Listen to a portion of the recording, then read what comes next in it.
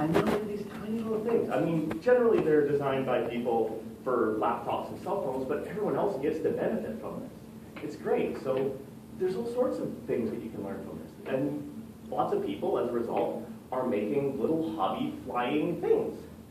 It's really cool because the batteries are so powerful and light that you can actually sustain flight with just things you find in, well, not in your house, maybe in my house though.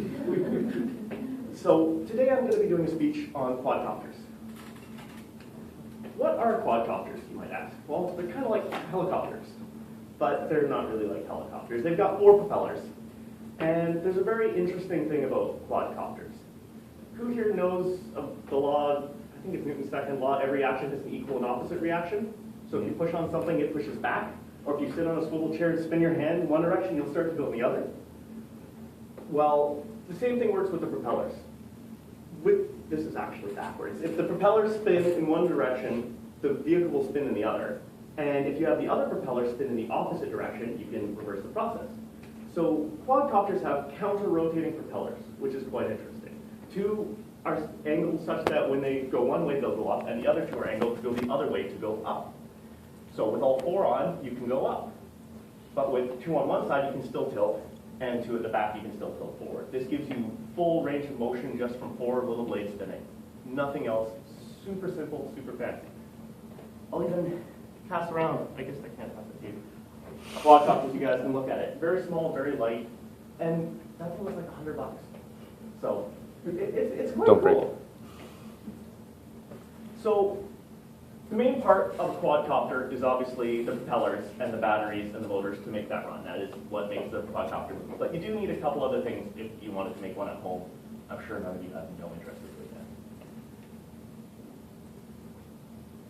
The second thing you need is a controller, basically a small computer in order to turn what you want the quadcopter to do into controls of what the quadcopter needs to do with its 4 propellers, which ones it needs to turn on and how much. You also need radio communication, so that you can tell the helicopter what it is you want it to do. And you need balance. There's something called an IMU. It's a small gyroscope that basically can tell if the vehicle is tilting or moving. It's kind of like how your inner ear works, except it's a robot. And these things are really cool and have progressed a lot in the last couple of years. This is a IMU that is used in military applications.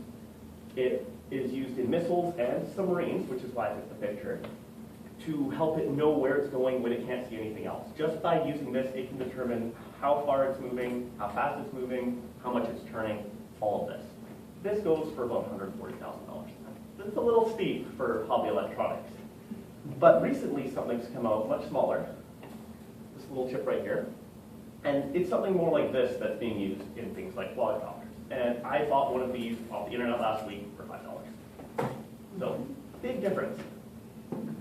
Now, that's great. Fun little thing to fly. I'm actually not that interested in flying it. I've never been a hobby electronics kind of guy. So what other things can we do with this to make it more interesting? Well, first, we could put a video camera on it so that when you're flying around, this is that window, by the way, you can actually get film from footage of different things if you want, just for the sake of it. Because why not? But I mean, it is a little jittery, right? You can barely focus on what's going on. So the next thing.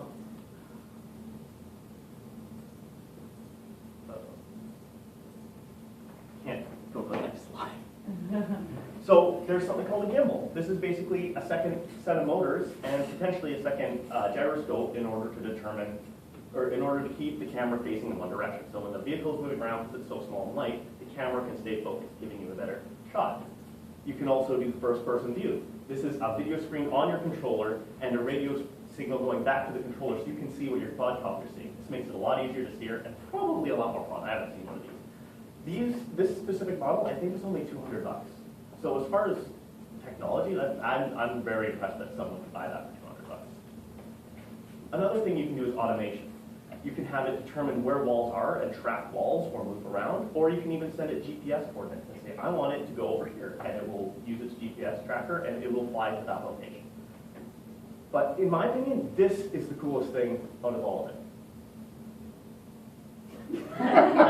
This is not the coolest thing of it. Why is this doing this?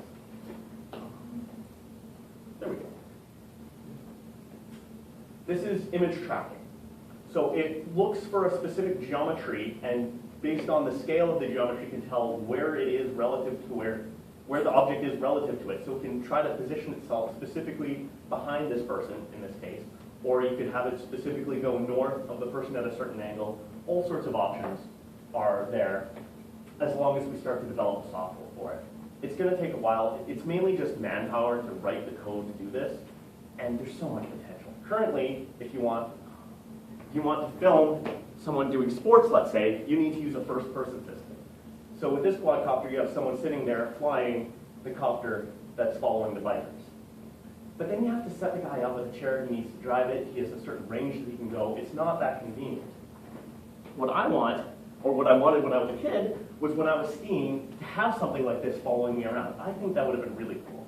By the time this technology has come about, though, I probably won't have the ability to ski very well because I haven't been skiing for a while. So, but I'm very excited to see that come up. What else can you do? Well, you can try to get footage in the air of something that you normally could only take shots of the ground from. This was a shack that I brought up in, I think, my icebreaker speech. Flew around a little bit to try and just get a good picture. And so now I have a picture a bit higher up. First time I was able to get a full view of the shack that I made when I was a kid. Which is pretty cool. Let's go a little bit closer to home. Let's say you want to do some real estate footage. You might want a little bit more of an expensive one, but you can get some views that you normally wouldn't be able to get with just a photographer. And it could potentially help sell your house. I'm already